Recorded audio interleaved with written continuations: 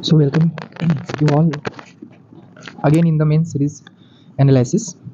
In previous year we discuss about the question breakup in which we see that कि 2013 से लेकर के 2022 तक कैसे सबसे ज़्यादा वेटेज जियोग्राफी में हम लोगों ने देखा था। तो आज जियोग्राफी में जो पहला क्वेश्चन है उसको एनालिसिस करेंगे। यहाँ पे एक बेसिक अंडरस्टैंडिंग आपको देंगे कि किस तरीके से आप क्वेश्चंस को ऑर्गेनाइज कर सकते हो और मिनिमम वर्ड में स्पेशली डायग्रामेटिकल तरीके से आप अपने सारी इन्फॉर्मेशन को ज़्यादा से ज़्यादा दे सकते हो। ये जो क्वेश्चन है ये 10 मार्क्स का 2022 में पूछा गया सवाल है और ये 150 वर्ड में हमें लिखने हैं। सबसे पहला स्ट्रेटजी है किसी भी क्वेश्चंस को डील करने का ये है कि दैट इज़ कि आप उस क्वेश्चन को बार बार स्टडी करें, रीड करें। रीडिंग से क्या होती है कि क्लैरिफिकेशन आता है एंड ये क्लैरिफिकेशन आपको बताता है कि आपको किस थीम के एरियंट के आसपास आपको सवाल लिखने हैं और कम शब्दों में फिर इस तरीके से आप अपनी पूरी बात पहुंचा पाते हैं एग्जामिनर को। पहला सवाल है describe the characteristic and types of primary rocks. अगर पहली दफ़ा आप सवाल को पढ़ेंगे तो आपको लगेगा रॉक्स के बारे में बात कर रहा है, बट नहीं। अगेन एंड अगेन स्टडी करने के बाद आपको पता चलेगा कि our theme orients towards the primary rocks. It means आपको जो भी जवाब देना है वो प्राइमरी रॉक्स के आसपास देना है और इसमें दो थीम है जिस पे डिस्कशन करना है, एक है कैरेक्टरिस्टिक और दूसरा है टाइप्स। तो लेट्स नो दैट कि हम कैसे जो है इन चीज़ों को समझते हैं। जैसे फॉर एग्जांपल इंट्रोडक्शन जो है पार्ट में आपको डिफिनेशन देना है रॉक का। क्यों? क्योंकि रॉक का ही टाइप है प्राइमरी रॉक, तो एक बेसिक डिफिनेशन तो रॉक एक लाइन का देना है। अदरवाइज आप इग्नियस रॉक से भी स्टार्ट कर सकते हो, ठीक है। एग्जांपल दिखाना है रॉक का, तो कैरेक्टरिस्टिक बताना है और कुछ इमेजेस मेरे लिए मैंने देखा तो आपको यहाँ पे एक डायग्राम या फिर ये डाल देना है कैसे जो है ये होता है। मैं अभी दिखाता हूँ कैसे करके। उसके बाद आपको इग्नियस रॉक का टाइप्स लिखना है, उसके कैरेक्टरिस्टिक लिखने हैं। तो कैरेक्टरिस्टिक यहाँ दो चीज़ों का होगा, इग्नियस रॉक के होगा और उसके बाद इनका जो एक टाइप आएगा based on chemical composition and based on time place. Because आगे जो हम टाइप्स देखेंगे इग्नियस रॉक का दो बेस्ड पे होगा, तो उसके कैरेक्टरिस्टिक भी आपको लिखने हैं, तभी will get the good marks and with examples. This is very important.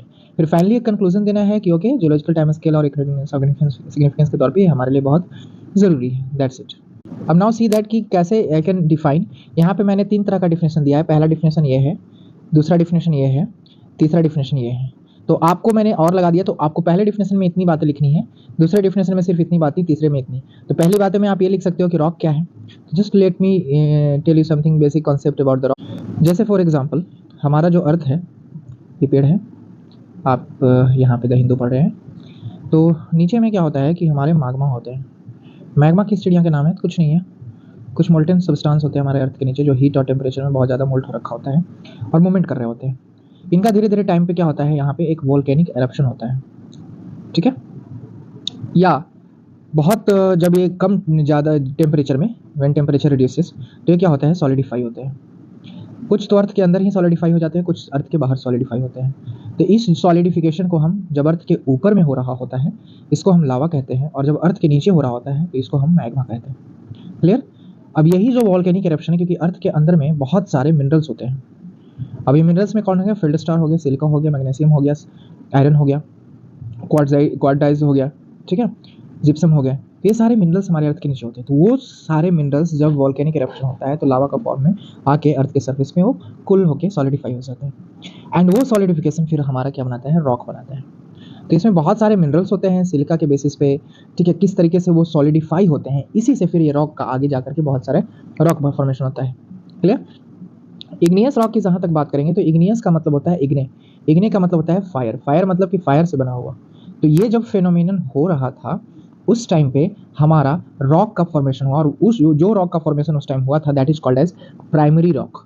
Because अगर देखो तो अर्थ का भी फॉर्मेशन, अर्थ के क्रस्ट का भी फॉर्मेशन कुछ इसी तरीके से हुआ था।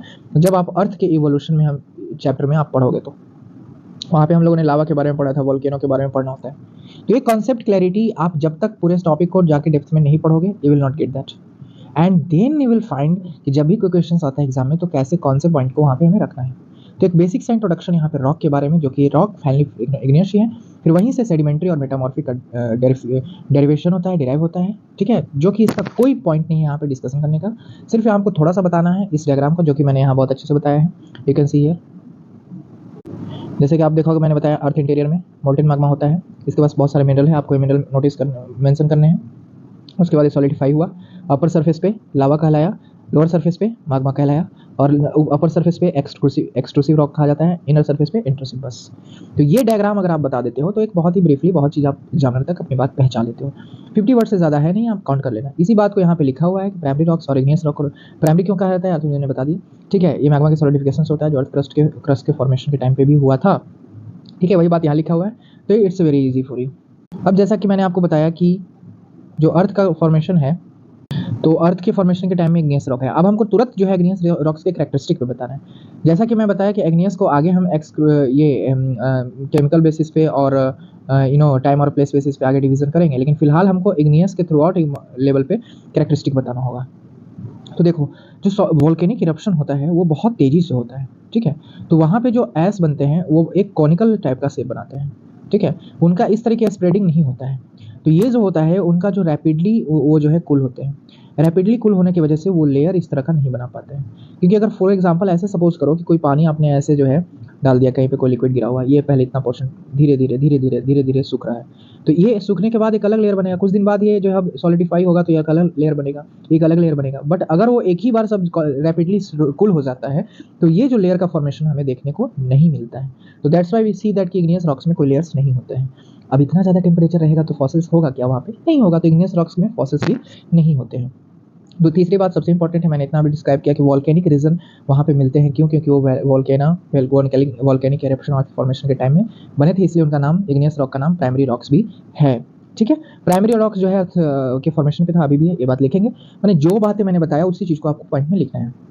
लावा में मिनरल्स होते हैं, इसलिए वहाँ पे माइनिंग भी होता है। हार्ड रॉक होता है, और मैंने बताया कि 2 बेसिस पे इनका डिवीजन होता है, आगे क्लासिफिकेशन होता है। अब जैसा कि मैंने बताया कि एक time and place of formation के बेसिस पे और दूसरा केमिकल कंपोजिशन पे। केमिकल कंपोजिशन बेसिकली सिलिका का कितना अमाउंट किसमें है उसके बेसिस पे होता है। अगर सिलिका का अमाउंट बहुत ज़्यादा है तो उसको एसिडिक रॉक कहते हैं, और सिलिका का अमाउंट बहुत कम है तो उसे बेसिक रॉक कहते हैं। देखो, सिलिका में क्या होता है ना कि स्ट्रेंथ बहुत ज़्यादा होता है, स्ट्रेंथ की बात है।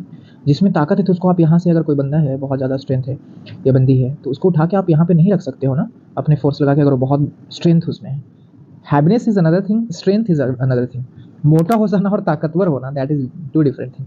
तो यही समझ लो, सिलिका बहुत स्ट्रेंथ होता है उसमें, आयरन से भी ज़्यादा स्ट्रेंथ होता है। तो और ये स्लो फ्लो करता है, जिसमें सिलिका बहुत ज़्यादा होता है, क्योंकि उसमें स्ट्रेंथ बहुत होता है, और इसीलिए इसको एसिडिक रॉक। तो सिलिका अगर पता है कि ज़्यादा है तो फ्लो कम होगा, और अगर फ्लो कम है और तो सिलिका ज़्यादा होने से अदर मिनरल भी कम होगा। देखो कनेक्शन कैसे होता है, ट्राई टू अंडरस्टैंड, ठीक है। तो अदर मिनरल जब कम है तो उसका जो कलर होगा वो क्या होगा, लाइट होगा। क्योंकि if you observe this rock, इस और रॉक को आप ऑब्जर्व करो जो बसाल्ट है, ठीक है, और ग्रेनाइट को ऑब्जर्व करो, हियर ग्रेनाइट। आपको लग रहा है ना कि ये लाइट कलर है और ये थोड़ा सा डार्क कलर है। क्यों डार्क कलर है? क्योंकि इसमें बहुत तरह के इसमें जो है मिनरल्स मिलते हैं ज़्यादा अमाउंट में, और इसमें है मिनरल्स कम होते हैं, तो इसलिए कलर इसका लाइट है और इसका कलर डार्क है। तो अगर if you connect all these concepts then you will able to know that yes there are differences, right. तो इससे आपको ये तीनों बात याद रहेगा। लाइट कलर, फ्लो ज़्यादा होता है, ठीक है, फ्लो कम होता है, सॉरी, बस सिलिका ज़्यादा होता है। तो इसको कौन क्या बोलते हैं? Acidic igneous rock. यही केस लावा में भी होता है जब हम लावा फॉर्मेशन पढ़ेंगे। तो उसी तरीके से सिलिका में जस्ट अपोजिट हो गया, बेसिक इग्नियस रॉक में अपोजिट हो गया, सिलिका कम, फ्लो ज़्यादा, अदर मिनरल का ज़्यादा होने से ये डार्क हो जाना। एग्जाम्पल में बसाल्ट रॉक है। यहाँ पे थोड़ा सा आप जो इंडिया में जो प्लेटू है, डेक्कन प्लेटू, इसका मेंशन कर सकते हैं। इंडिया में जो डेक्कन ट्रैप है उसका मेंशन कर सकते हैं एग्जाम्पल के तौर पे, ठीक है। एक मैप भी आप यहाँ पर बना करके, क्योंकि जितना इन्फॉर्मेशन आप डायग्राम और मैप के थ्रू डालेंगे, कम से कम शब्दों में आपको मार्क्स ज़्यादा मिलेंगे, ठीक है। एक दूसरा इंटरमीडिएट लेवल होता है जिसका सिलिका 40 और 80% के बीच में होता है, जिसको हम डायराइट और एंडेसाइट बोलते हैं। ये एग्जाम्पल लिखना बहुत ज़रूरी है, बेसाल्ट, ग्रेनाइट, डायराइट, एंडेसाइट, ठीक है। ये बहुत ज़रूरी है हमारे एग्जाम्स में मार्क्स ज़्यादा लेने के लिए। अब मैंने टाइम और प्लेस के फॉर्म, मतलब कितना टाइम में कहाँ पे वो कूल होता है, अर्थ के नीचे या अर्थ के सरफेस के ऊपर, किस टाइम में वो कूल होता है, इस बेसिस पे उनको 2 पार्ट में डिवाइड किया गया है। एक है एक्सट्रूसिव, एक है इंट्रूसिव। एक्सट्रूसिव मतलब कि ऊपर में आते समय ही, बीच में ही उन्होंने सॉलिडिफाई हो जाना है। तो अर्थ के सरफेस के नीचे शुरू में ही मैंने बताया, that is called as intrusive rock. Intrusive में भी 2 तरह की होती है, एक जस्ट अर्थ क्रस्ट के नीचे और एक सबसे नीचे। सबसे नीचे को बोलते हैं पाताल यानी प्लूटोनिक, ऊपर बीच में जो होता है हाइपेबाइसल, और सबसे ऊपर अर्थ के सरफेस पे एक्सट्रूसिव बोला जाता है। तो एक्सट्रूसिव पे बेसाल्ट होता है, फ्लो बहुत ज़्यादा होता है, ओशियन प्लेटू इसका एग्जाम्पल है। इंट्रूसिव में प्लूटोनिक, जिसका डेप्थ बहुत ज़्यादा होता है, फ्लो बहुत स्लो होता है, क्योंकि जितना डेप्थ में होगा उसके पास प्रेशर बहुत ज़्यादा होता है, तो स्लो से धीरे धीरे फ्लो करता है, फ्रिक्शन बहुत ज़्यादा होता है, बैरियर की बहुत ज़्यादा होता है। ऐसे को हम बोलते हैं एसिडिक, क्योंकि अभी भी बताए थे आपको, जल्दी से आप याद करो कि बेसिक लावा जो होता है या बेसिक जो रॉक होते हैं उसका फ्लो क्या होता है, बहुत ज़्यादा होता है। क्यों बहुत ज़्यादा होता है? क्योंकि उसमें सिलिका क्या होता है, कम होता है। ठीक है। बट इसी के अपोजिट एसिडिक लावा में फ्लो कम होता है, क्यों? क्योंकि सिलिका उसमें ज़्यादा होता है। तो जो प्लूटोनिक में आपने बताया फ्लो कम है, ज़्यादा है, फ्लो ज़्यादा है, नहीं, फ्लो स्लो है, तो उसको क्या बोलेंगे? एसिडिक बोलेंगे। और इसमें एग्जांपल मैंने क्या बताया था? ग्रेनाइट, और यहाँ पे माइनिंग से इसको निकाला जाता है, ठीक है। दूसरा जो बीच का इंटरमीडिएट लेवल पे आएगा, जो कि एकदम अर्थ क्रस्ट से सबसे ज़्यादा नीचे भी नहीं और अर्थ क्रस्ट के ऊपर भी नहीं, तो उसका इंटरमीडिएट का एग्जाम्पल है सिल डाइक लेकोलिथ। ये जो सिल डाइक, ये जो यहाँ पे बनता है, यहाँ पे बनता है, नेक्स्ट स्लाइड में आपको दिखाएंगे। इस तरह ये सब फॉर्मेशन पे sill dyke, laccolith, batholith, batholith सबसे लास्ट में होता है, ठीक है, बैथोलिथ। तो ये एग्जाम्पल्स हैं, आप यहाँ पे कोट कर सकते हैं। आप ये डायग्राम आप एग्जाम में बना सकते हैं, ठीक है। कि ये आप किस तरीके से देखते हैं कि अर्थ का सरफेस है, ठीक है, ये अर्थ का सरफेस है यहाँ पे, दिस इज द सरफेस, ये अर्थ का सरफेस है यहाँ पे, इसको नहीं मान लेना है, ये अर्थ का सरफेस है। इस अर्थ के सरफेस के नीचे बहुत सारा सेल डाइक, सिल लेकोलिथ, बैथोलिथ आपको दिख रहा है। यहाँ प्लूटोनिक है पार्ट है, ये हाइपोबैसल है, हाइपोबैसल है, एंड दिस इज आपका एक्सट्रूसिव अर्थ के सरफेस में आपको जो ऊपर में दिख रहा है, ठीक है। तो ये आपको क्लियरली आपको यहाँ पे लिखा हुआ है, ये आपका एक्सट्रूसिव है यहाँ से यहाँ तक, ये आपका इंट्रूसिव है जिसमें दो तरह का है, दैट्स इट।